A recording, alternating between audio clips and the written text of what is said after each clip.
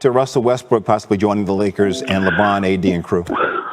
Well, first of all, if he ends up with the Lakers, obviously, even though they were in the championship picture last year before AD and LeBron periodically went down, definitely Russell Westbrook elevates your chances. There's no denying that. He averaged about 22 a game, which was down by about 5 points from his previous year, but he shot better from three-point range. First time he shot better than 30% from three-point range over the last 4 years. He's 32 going on 33 in November. He's an electrifying athlete.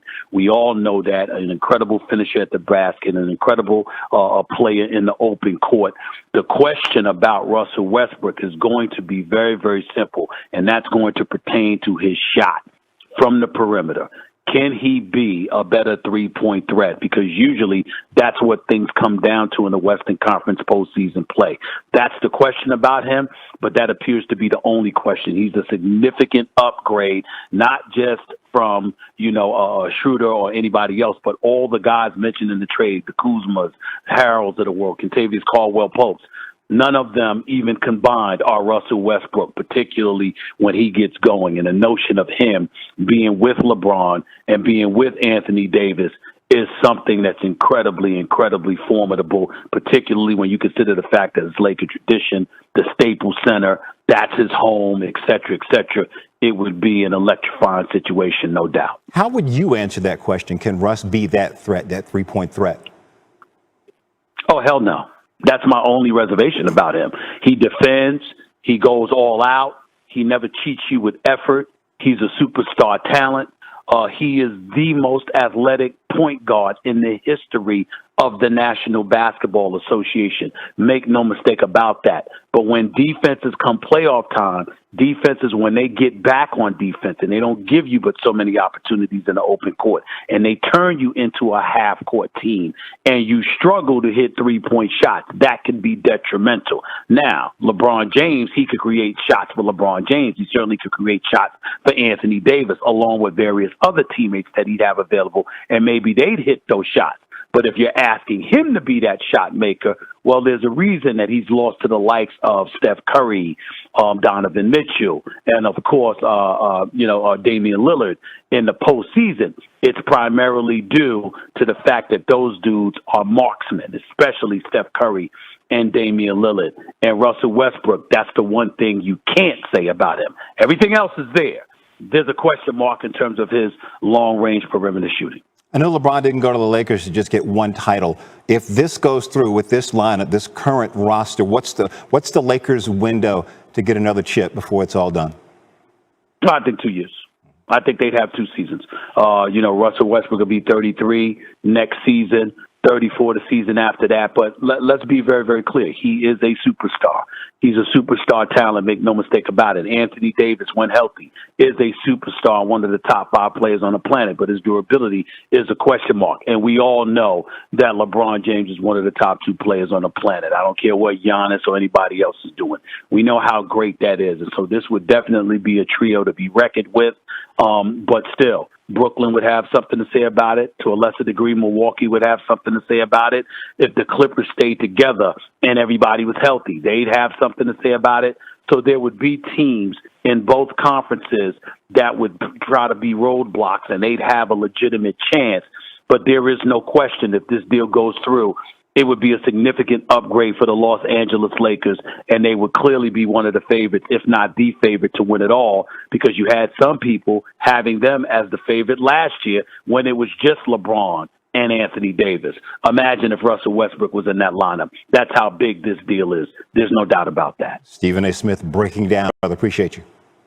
All right. Nearing a deal with the Wizards to acquire Russell Westbrook for Kyle Kuzma, Montrezl Harrell, and Kentavious Caldwell-Pope, and a 2021 first-round pick. Sources tell our Adrian Wojnarowski what a power shift of Russell Westbrook potentially joining LeBron James out in L.A. As we now bring in Woj. She's joining us now from Brooklyn as we prepare for tonight's draft. Woj, what else can you tell us about this Laker deal for Westbrook? Well, this has been a conversation, I'm told, that has gone back and forth for a period of time now, and that the two sides now feel like they are nearing a possible deal that would deliver Russell Westbrook to the Lakers. Now, the Lakers had continued and had been talking also simultaneously about a deal that would have brought them Buddy Hield from Sacramento for some of the parts that are in this proposed Wizards trade.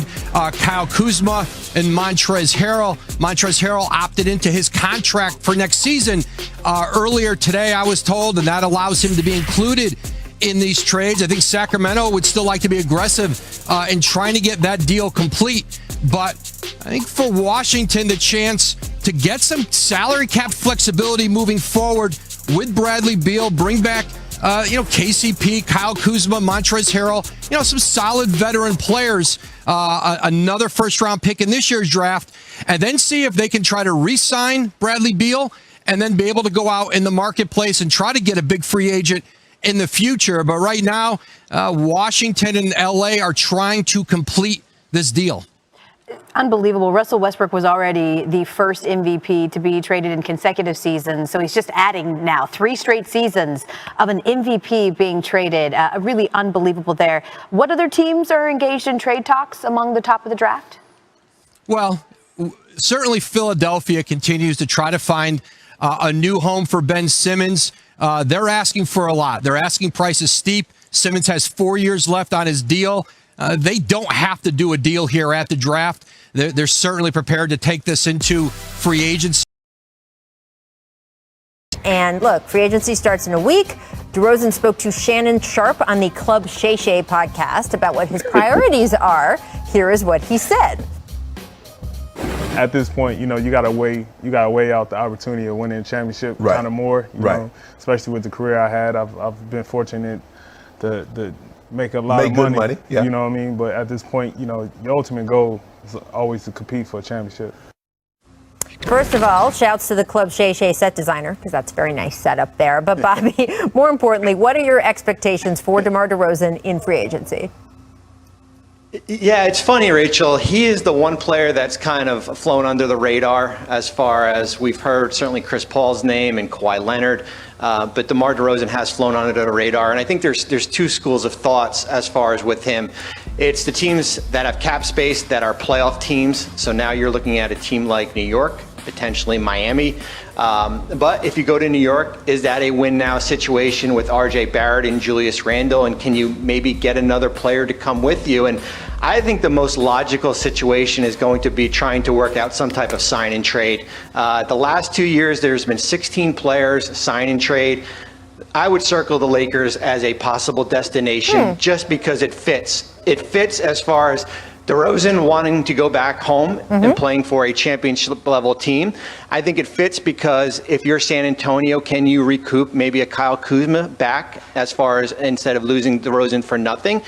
And it's just a matter of if you're the Lakers, as far as we've always talked about that hard cap, right? They'd be hard capped at $143 million. And then you got to kind of put your other free agents kind of in a pecking order here. But the Lakers, for me, is probably the most logical destination for DeMar DeRozan.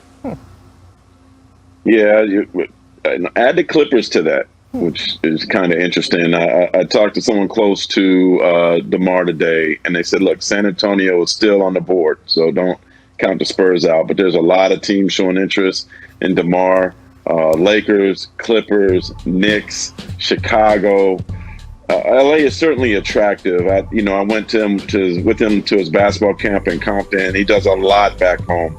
His father, God rest his soul, passed earlier this year, and his mom is still in Los Angeles. So going back to LA certainly is attractive for family reasons, to get back home, to be close to his family, and perhaps even do more in the community than he already has. But, so it ain't just the Lakers. The Clippers have some interest too. Well, that is interesting. Remember, not so much this past season, but especially in the 2019-2020 season, we